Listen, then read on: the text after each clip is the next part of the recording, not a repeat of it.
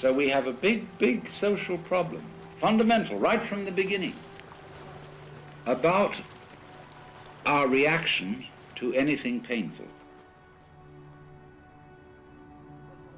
And these are very odd things. Let's take, for example, when a child has eaten something that doesn't agree with it and it vomits. Now, you well know that when you've got a bad stomach, that vomiting is a very pleasant release from that. But because when Mama sees the vomit, or somebody else does, they say, ugh.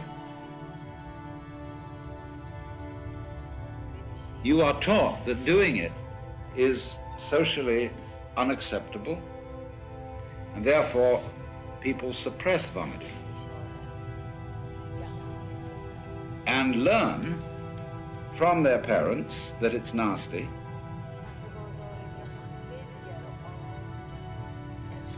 and just as they learn to worry about disease and death. Now,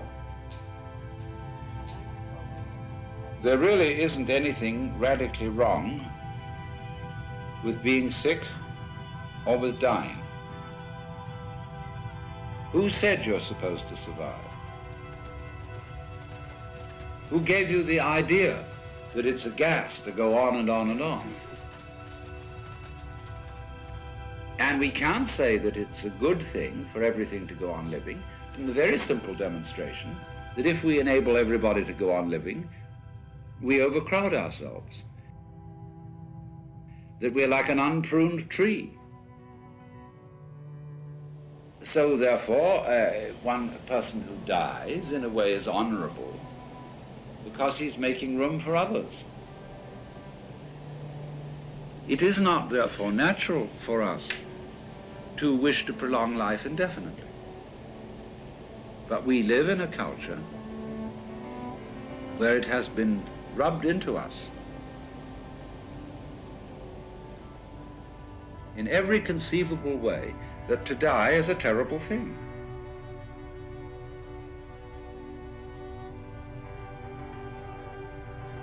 And that is a tremendous disease from which our culture in particular suffers. And we notice it firstly in the way in which death is swept under the carpet.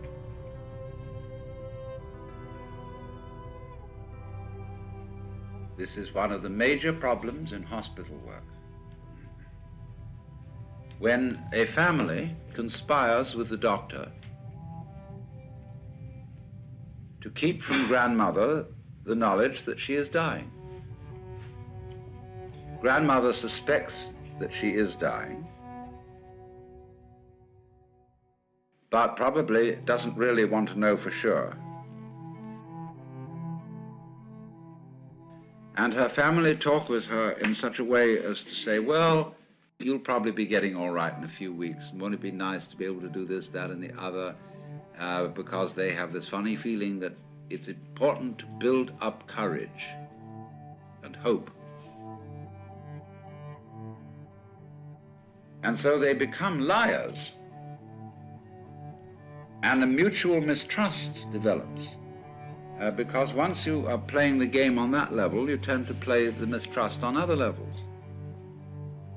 And so the person is left to die alone, suddenly, unprepared, and doped up to the point where death hardly happens. And there is no derivation from it of the peculiar spiritual experience that can come with death.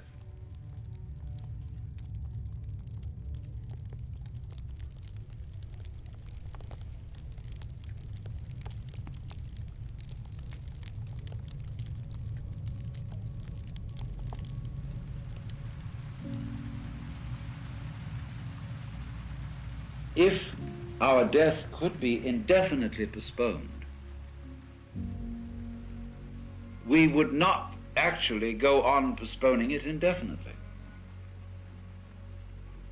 Because after a certain point, we would realize that that isn't the way in which we wanted to survive.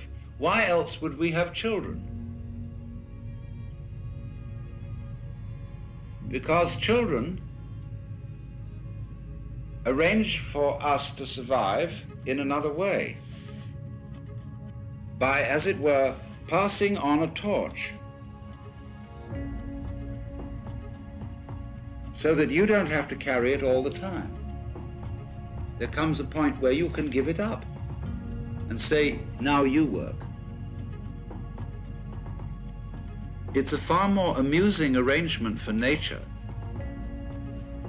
to continue the process of life through different individuals than it is always with the same individual. Because as each new individual approaches life, life is renewed. And one remembers how fascinating the most ordinary everyday things are to a child, because they see them all as marvelous, because they see them all in a way that is not related to survival and profit.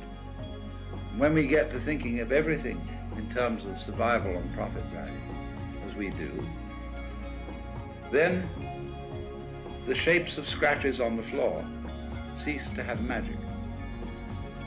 And most things, in fact, cease to have magic. So therefore, in the course of nature, once we have ceased to see magic in the world anymore, we are no longer fulfilling nature's game of being aware of itself.